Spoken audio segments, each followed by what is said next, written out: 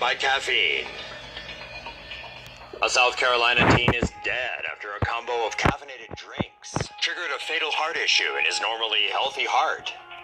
Davis Allen Cripe collapsed in class on April 26th and died just an hour later. The 16-year-old had consumed multiple caffeinated drinks that day and died from a caffeine-induced cardiac event, otherwise known as abnormal heart rhythm.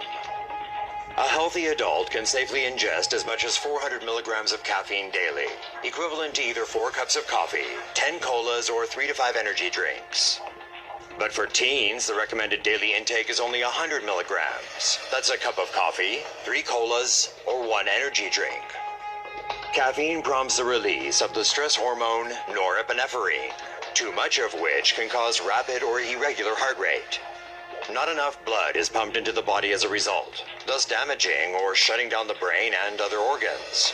People who have died from caffeine overdoses also experienced seizures, with some reportedly choking on their own vomit. Caffeine does have certain benefits, and the vast majority consume it with no negative effects. But experts warn it should be taken in moderation, especially for kids and adolescents. Deadpool 2 stunt woman dies performing motorcycle stunt. There's been a ton of excitement surrounding the highly anticipated Deadpool sequel due out next year. Unfortunately, its theatrical release will be bittersweet, following an on-set accident that has claimed the life of one of the film's crew members. On August 14th, the stunt woman, whose name has not yet been released, was riding a motorcycle through the streets of downtown Vancouver. Upon completing the stunt 4 times, witnesses say they saw her standing on the bike traveling at roughly 60 kilometers an hour before she suddenly lost control.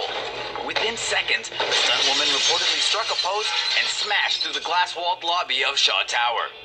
Paramedics arrived and remained at the scene for 45 minutes before declaring the woman had passed away as a result of her injuries.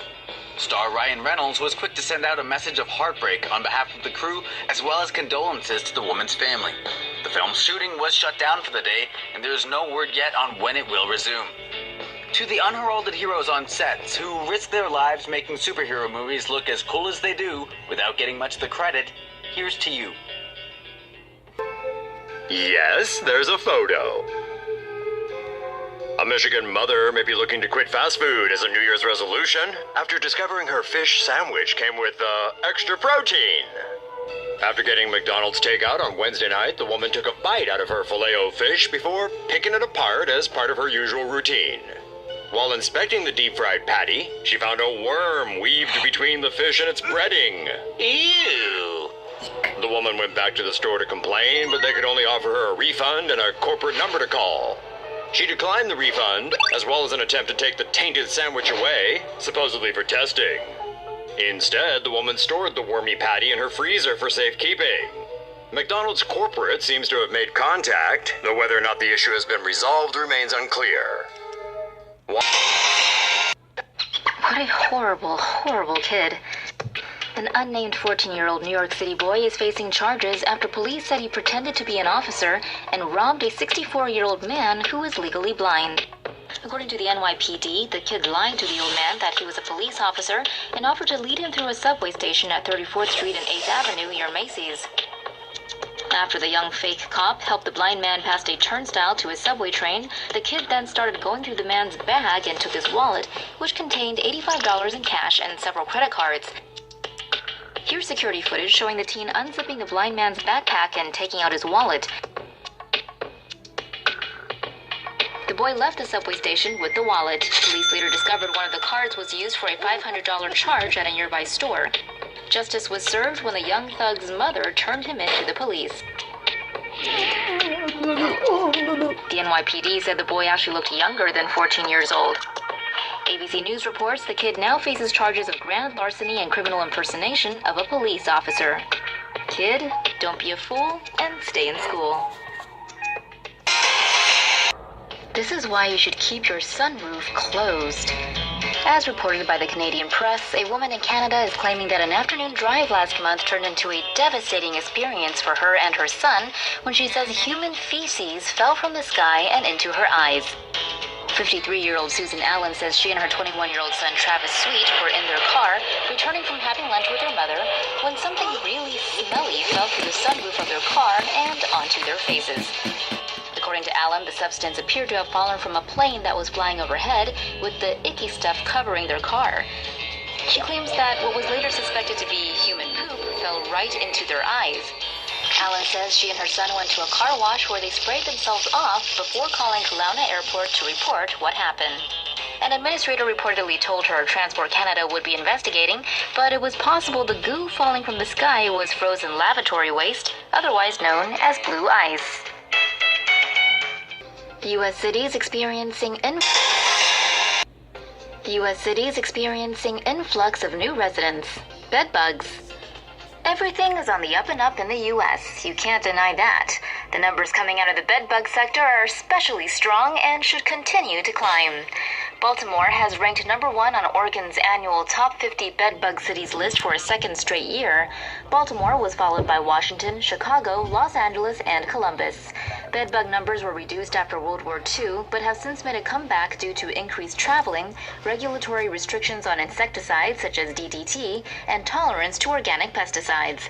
One research firm found that the bedbug control industry was worth around $611.2 million in 2016, with some analysts estimating industry revenue could $2 million in 2016, with some analysts estimating industry revenue could hit $1 billion in 5 years. According to one report, hotels spend on average $6,383 per bedbug incident, which includes the replacement cost for soft goods, treatment, and lost business. Sorry to bug. Sushi restaurant butchered for posting video of how it's made. Are you a fan of sushi? How about sashimi? Yummy! If you are, then it couldn't hurt to know how your favorite Japanese dish is made. Well, couldn't hurt you, that is. This turbot fish, on the other hand...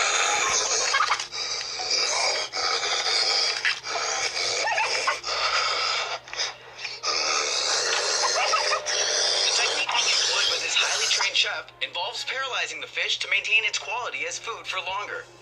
Umezushi Restaurant calls theirs a cheat version of the traditional Japanese method known as ikachimi. The first cut disconnects the spine and blood vessels between the body and the brain.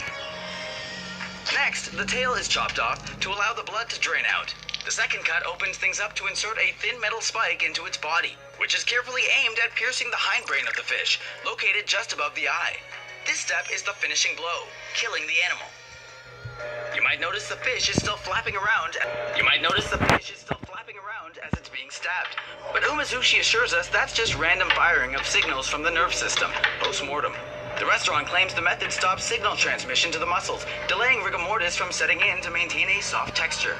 Though the method is widely considered to be the fastest, most humane way to kill the fish, many sushi lovers couldn't stomach seeing a poor fishy get gutted so swiftly, condemning the restaurant for subjecting them to such horror. Facebook user Annie Carter posts, "Will never eat sushi again if this is the way they prepare it, and guaranteed not to visit this restaurant." Okay. User Tom Booth posts, "Guys, don't be showing this. Yes, the fish is fresh, but some people just don't want to see that. Wonder why?" And user Wesley Ryan Neal takes the cake, posting, "Found that quite distressing. I love Umezushi, but not sure you should really promote your Facebook in this way." Though bothered by the visual, Wesley goes on to say, "Excited to visit your restaurant again next Friday. Make sure you have plenty of eel in." Smiley face. There's something a little fishy about all the logic here. If you're okay with eating the dish, what's so distressing about understanding how your meal is prepared? You're not even doing the killing. Could it be that witnessing life being stripped away from a living creature forces you to consider the pain and suffering it must go through for you to treat your taste buds? Or are you just squeamish when it comes to seeing blood drain out of a live animal? If watching the butchering of this fish is too much for you, just for a second, try to consider what that fish must be going through. If you're fine with that, by all means, sushi onwards. But if you're not, well, maybe that says something.